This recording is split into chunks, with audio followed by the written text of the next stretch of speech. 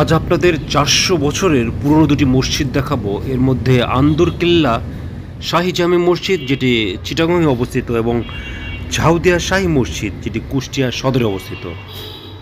প্রথমে দেখছি আন্দরকিল্লা শাহী জামে মসজিদ। আন্দরকিল্লা শাহী মসজিদ ১৬৬৭ খ্রিস্টাব্দে মসজিদটি নির্মাণ করা হয়। এই মসজিদটি আপনাদের প্রথমে দেখাবো। আন্দরকিল্লা শাহী জামে মসজিদ হল বাংলাদেশের চট্টগ্রামে অবস্থিত মুঘল স্থাপত্য শৈলীতে নির্মিত একটি ঐতিহ্যবাহী মসজিদ। চট্টগ্রাম বিজয়ের স্মৃতি সংরক্ষণ করার লক্ষ্য সম্রাট আওরঙ্গজেবের নির্দেশে শায়েস্তা খাঁ ১৬৬৭ খ্রিস্টাব্দে মসজিদটি নির্মাণ করেন। আপনারা ভিডিওতে সেই মসজিদ দেখছেন। এই মসজিদটি প্রায় ৪০০ বছরের পুরনো মসজিদ। চট্টগ্রামের আন্দরকিল্লার সাথে মুঘলদের চট্টগ্রাম বিজয়ের কাহিনী সম্পর্কিত। এই কিল্লা বা কেল্লায় মগ ও পর্তুগিজ জলদস্যুদের আস্তানা ছিল। ১৬৬৬ খ্রিস্টাব্দের ২৭শে জানুয়ারি শায়েস্তা খাঁর ছেলে উমেদ খাঁ এই আন্দরকিল্লার অন্দরে বা ভেতরে প্রবেশ করলে এর নাম হয়ে যায় আন্দরকিল্লা।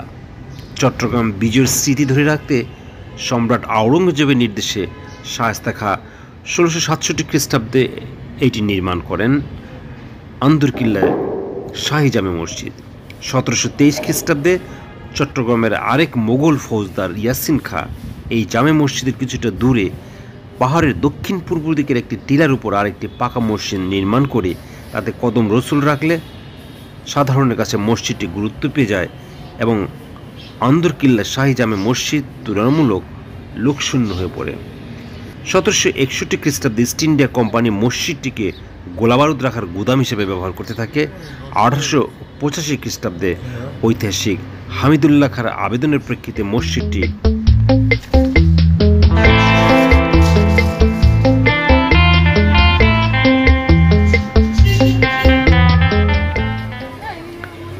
ঝাউদিয়া মসজিদ দেখছেন।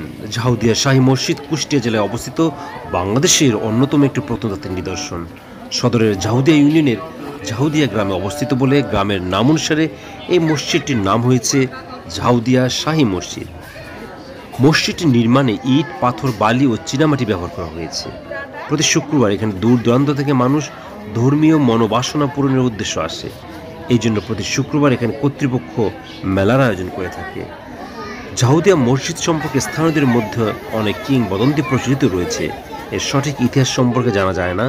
জনশ্রুতি অনুসারে ইরাকের শাহ সুফি আদারি মিয়া ইসলাম ধর্ম প্রচারের উদ্দেশ্যে এই অঞ্চলে আস্তানা তৈরি করেন ও তিনি এই সময় এই মসজিদটি নির্মাণ করেন।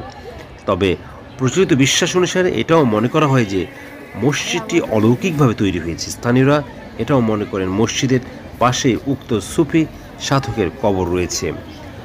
বর্তমান মসজিদটির দ্বার প্রান্তে এটি মুঘল সম্রাট আওরঙ্গজেবের সময় তৈরি করা হয়েছিল বলে উল্লেখ করা হয়েছে। তবে এটি সম্পর্কে প্রত্নতাত্ত্বিক কোনো নথি পাওয়া যায়নি। ১৯৬৯ সালে এটি বাংলাদেশ প্রত্নতত্ত্ব অধিদপ্তরের তালিকাতে নথিভুক্ত করা হয়েছে। প্রত্নতত্ত্ব অধিদপ্তরের চুক্তি অনুযায়ী এটি ঝাউদিয়া